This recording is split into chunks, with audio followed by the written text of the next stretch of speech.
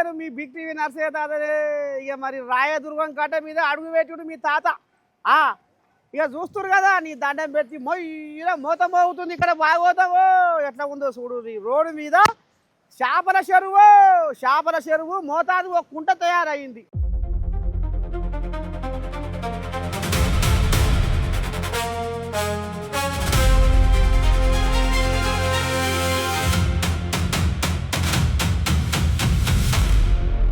కాపాడే మన కన్నా అడవి తల్లి మీద కన్నీరే పెడుతుంటే కనికరమే లేదా ఓ మనిషి. పచ్చని ఈ ప్రకృతికి మిత్రులమౌదామురా, జీవ వైవిధ్యాన్ని కాపాడుదామురా. కాపాడే మన కన్నా అడవి తల్లి మీద కన్నీరే పెడుతుంటే కనికరమే లేదా.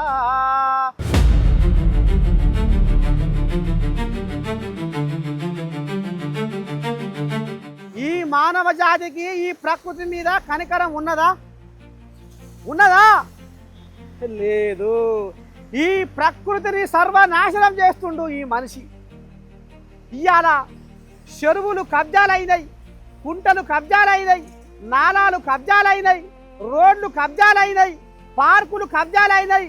ఇక గిండి తీర్ల కబ్జాలు అయినాక ఈ వానదేవుని నీళ్లు ఈ గంగమ్మ ఎక్కడ పోవాలి?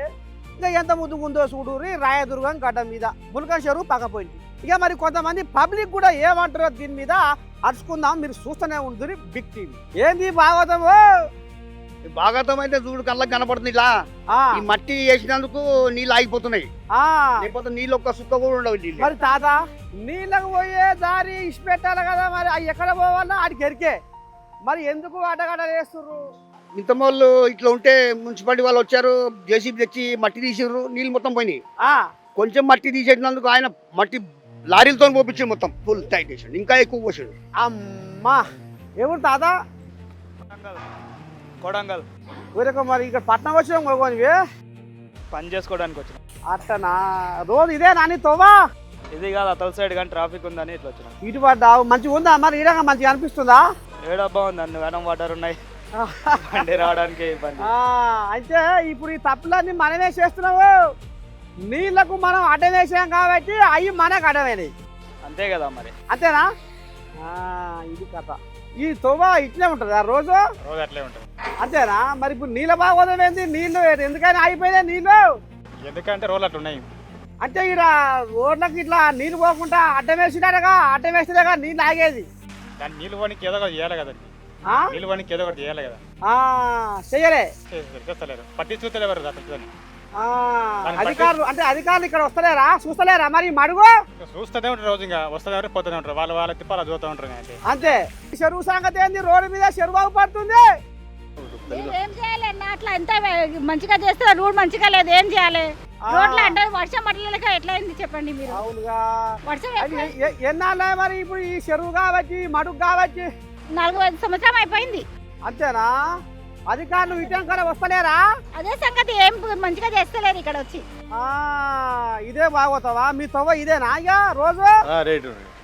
डेली रोड ये जाने जाने की ఇది బాగోతాం. ఇటంకల తొంగి చూసిన మానవుడే లేడట. అధికారి కడుపు చల్లకుండా మరి అధికారులు ఇక్కడ ఉంటుర్రో ఎక్కడ పోతుర్రో. ఓ పిల్లగా, ఈ చేపల చెరువు ఈ మడుగు మోతాదు మడుగైంది, కుంట అయింది. ఈ కుంట భాగవతం సంగతి ఏంది? ఎన్నాళ్ళ ఉండబట్టి ఏంది భాగవతము? వానొస్తే ఇదే కథ ఇక. అంతే ఇక మన అధికారులే అట్లున్నారు, మన అధికారమే అట్లుంది.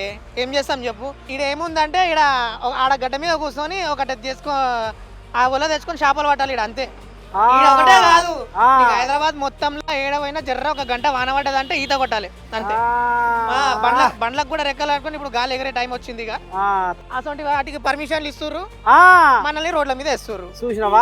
గరీబోడు ఇంకా నీళ్ళలో ఇప్పుడు నీళ్ళలోనే నిలవటం కదా, మన పిల్లలు కూడా నీళ్ళలో నిలబడద్దు. అంతేనా? అంతే. ఎందుకంటే ఈ అధికారులు మొత్తం ఇట్లనే ఉన్నారు. కొంచెం జర్ర పట్టించుకొని దీన్ని క్లీన్ దీన్ని చేసుకుంటే ఏమైతే చెప్పండి.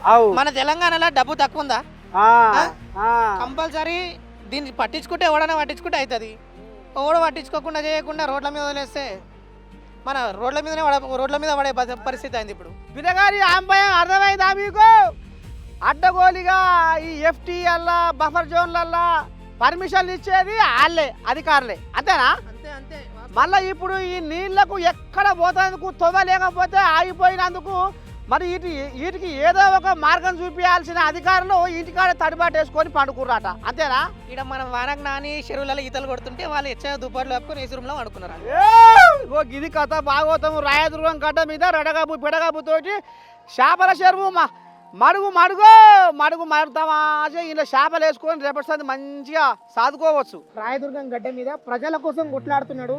చూస్తురు కదా వెనక మొత్తం ఈ రోడ్ల మీద నీళ్లు నిలబడిపోయినాయి. తాత వానల నానుకుంటా వచ్చి మన కోసం నిలబడి కొట్లాడుతున్నాడు. ఇక మన అధికారులు అయితే తడిపట్టేసుకొని వండుకుర్రు. మా తాతకున్న ఓచి కూడా వాళ్ళకి వస్తలేదు. తాతకున్న ఓచి కనీసం వాళ్ళకన్నా వస్తే జర మనం బాగుపడతాం, మన పిల్లలు మన భవిష్యత్తులు బాగుంటాయి. సో తాత, థ్యాంక్ యూ తాత. మంచిది తాత, మంచిది తాత. శనార్థి అల్లో నేరడల్లా రాయదుర్గము గడ్డ మీద అల్లో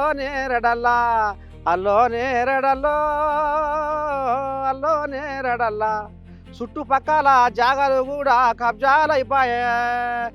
ఇక మరి కనుకనేవి నీళ్ళకు పోదామంటే తొవ్వలేక రాయదుర్గం గడ్డ మీద ములమలుపు కాడ నీళ్ళు చూడు ఎట్లా బొర్లాడుతున్నాయి రా దేవుడు. ఈ చంకల మళ్ళీ చూసిన అధికారి లేడు నాయనా. మొద్దు నిద్రపోతున్న అధికారులకు సురుకు పుట్టిస్తానికి బిక్కివి కదిలిందిరా దేవుడు. వచ్చిపోయే బాటసారులు ఎన్ని తీర్ల ఇబ్బందులు పడుతున్నారు, ఎన్ని తీర్ల గోసలు పడుతున్నారు. ఈ నీళ్ళు ఎక్కడ పోవాలి, ఏడ ఉండాలి, ఆడికి తొవ్వ చూపించే దారి అధికారులదే కదా దేవుడా. ఏ గాడ ఉన్నారు అధికారులు, మేము గీడ ఉన్నాం. ఇంతవరకు జాడలేరు, పత్తలేరు. వచ్చిపోయే బాటసార్లు సాపించుకుంటా నోటికొచ్చిన కూత కూసుకుంటా పోతుర్రు. ఇగో గీ ఉద్దారకం నడుస్తుందిలా. ఏం చెప్తావు తాత? ఈ మడుగు ఈ తొవ్వల మొత్తం చేపల చెరువు అయ్యింది. ఈ తొవ్వ ఇట్లా ఎన్నాళ్ళు ఉంటుంది? అసలు ఎందుకని ఇక్కడ నీళ్లు నిలుస్తున్నాయి అంటావు? అంతమంది గతంలో అంటే రోడ్లు అయితే మంచిగానే ఉంటాయి. ఈ మధ్యకాలంలో అన్ని కబ్జల్లాక అయింది. రోడ్లు జర వెడల్పు అన్నీ ఆగిపోయినాయి. వెడల్పు అయితే మంచిగా రావడానికి పోవడానికి జనాలకు చాలా మంచిగా ఉంటుండే. ఇప్పుడు ఈ వర్షం నీళ్ళు ఇట్లా నీళ్ళుస్తే అంత రాకపోకలు చాలా ఇబ్బంది ఉంది. జనాలకు చాలా ఇబ్బంది పరిస్థితి ఏర్పడుతుంది. నాలాలు చెరువులు కుంటలు మొత్తం అన్ని కబ్జాలు అయ్యా ఈ కథ అంటావా? అంతే, అన్ని కబ్జాలు చేసుకున్నంత కనీసము వాటర్ ఎక్కడ పోయలేదని కూడా పరిస్థితి తెలుస్తలేదు. కబ్జాకోరుల కబంధ హస్తాల్లో ఈ చెరువులు కుంటలు పార్కులు అన్ని నాలాల కాంచెల్లి వాళ్ళ చేతులలో బందీ అయినాయి. కాబట్టి నీళ్లకు ఎక్కడ పోవాలి అనేది తొవ్వ దొరకక రోడ్ల మీద చెరువులు అయినాయట, అంతేనా? అంతే కదా. ఇంకో ఇది కథ.